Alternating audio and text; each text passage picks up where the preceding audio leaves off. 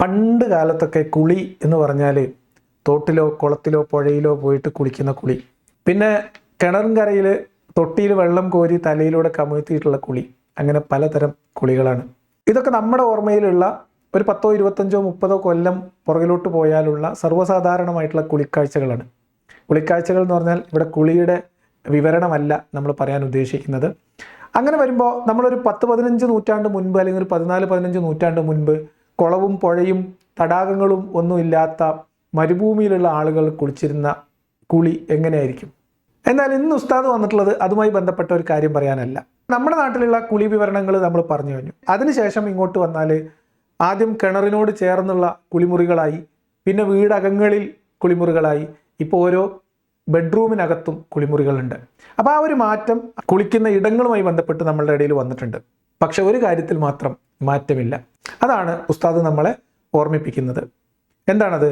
കുളിക്കുന്ന സമയത്ത് നിങ്ങൾ വിവസ്ത്രരായി നിന്നുകൊണ്ടാണോ കുളിക്കാറ്?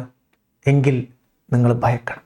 പ്രിയമുള്ളവരെ, ബാത്റൂമിൽ കുളിക്കുന്ന സമയത്തിൽ ശരീരത്ത് വസ്ത്രങ്ങളില്ലാതെ കുളിക്കുന്ന സ്വഭാവമുള്ളവരാണോ? എങ്കിൽ നിങ്ങൾ ഭയക്കണം.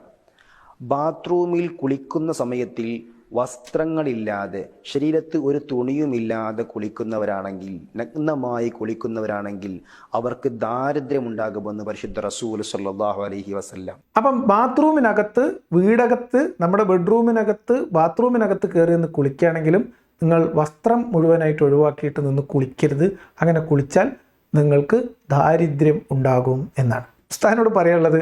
ഏറ്റവും ദാരിദ്ര്യമുള്ള മനുഷ്യന്മാർക്ക് വസ്ത്രം അഴിച്ചു വെച്ച് കുളിക്കാനുള്ള സൗകര്യങ്ങളില്ല. നല്ല രീതിയിലുള്ള ബാത്റൂമും സൗകര്യങ്ങളും സംവിധാനങ്ങളും ഇല്ലാത്ത, ഇപ്പോഴും പൊതുകുളങ്ങളും തോടുകളും പുഴകളും ആശ്രയിച്ച് മാത്രം കുളിയും വസ്ത്രമലക്കലൊക്കെ നടത്തിക്കൊണ്ടിരിക്കുന്ന ആളുകളെ സംബന്ധിച്ച് അവർ വിവസ്ത്രരായിട്ടല്ല കുളിക്കുന്നത്. അതേ സമയത്ത് അവർക്ക് അങ്ങനെ ഒന്ന് മര്യാദക്കൊന്ന് നിന്ന് കുളിക്കാനുള്ള സൗകര്യം ഇല്ലാത്തത് അവരുടെ ദാരിദ്ര്യം കൊണ്ടാണ്. ഇത് തമ്മിൽ എങ്ങനെ കണക്റ്റ് ആവുക എന്ന് മനസ്സിലാവുന്നില്ല. എന്തായാലും ഉസ്താദ് ഈ ബാത്റൂമിലാണെങ്കിൽ പോലും നിങ്ങൾ വിവസ്ത്രരായി നിന്ന് കുളിക്കരുത് എന്ന് പറയുന്നതിൻ്റെ ലോജിക്ക് എന്താണെന്ന് അറിയോ? ബാത്റൂമുകൾ എന്ന് പറഞ്ഞാൽ അത് പിശാചിൻ്റെ വാസസ്ഥലമാണ് എന്നത്. ബാത്റൂമുകൾ എന്ന് പറയുന്നത് ഷൈത്താന്മാരുടെ വീടാണ്.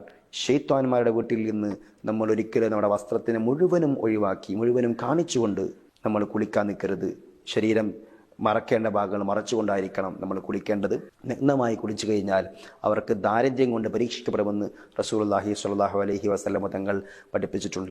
അപ്പോൾ ഞാനിങ്ങനെ ആലോചിക്കുകയായിരുന്നേ, ഈ മനുഷ്യന്മാർ ബാത്റൂമുകളൊക്കെ കെട്ടിത്തുടങ്ങുന്ന കാലം വരെ പിശാചുകൾ എവിടെ ആയിരിക്കും കിടന്നുറങ്ങിയിട്ടുണ്ടാവുക? ഒരു പക്ഷേ അന്നൊക്കെ അവർ വല്ല പനയുടെയോ എന്താണ് ഈത്തപ്പനയുടെ കൊലയുടെ കീഴെയൊക്കെ തൂങ്ങിക്കിടക്കുക, അങ്ങനെയൊക്കെ ആയിരിക്കും ചെയ്തിട്ടുണ്ടാവുക അല്ലേ? പിന്നീട് മനുഷ്യന്മാർ ബാത്റൂമുകളൊക്കെ കെട്ടി സൗകര്യങ്ങളൊക്കെ ആയപ്പോൾ അവർക്കവിടെ ഒളിച്ചിരിക്കാനും കുളി കാണാനും അതുപോലെ തന്നെ അവരുടെ ബാക്കി കാര്യങ്ങൾ ചെയ്യാനൊക്കെയുള്ള ഒരു സുരക്ഷിതമായ വീടായിട്ടാണ് ബാത്റൂമുകൾ ഇപ്പോൾ ഉപയോഗപ്പെടുത്തുന്നത്. അതുകൊണ്ടായിരിക്കാം ഒരു പക്ഷേ ഇപ്പോൾ പഴയ പോലെ പനയുമായും അതേപോലെ പാലയുമായും ബന്ധപ്പെട്ടൊന്നും അധികം പിശാചുക്കളെയൊന്നും കാണുന്നതായിട്ട് റിപ്പോർട്ടുകളില്ലാത്തത്. അവർ സ്വസ്ഥമായിട്ട് നമ്മുടെ കൂടെ വീടിൽ ബാത്റൂമുകളിൽ സുഖമായി ജീവിക്കുകയായിരിക്കും. അല്ലേ ഉസ്താദേ?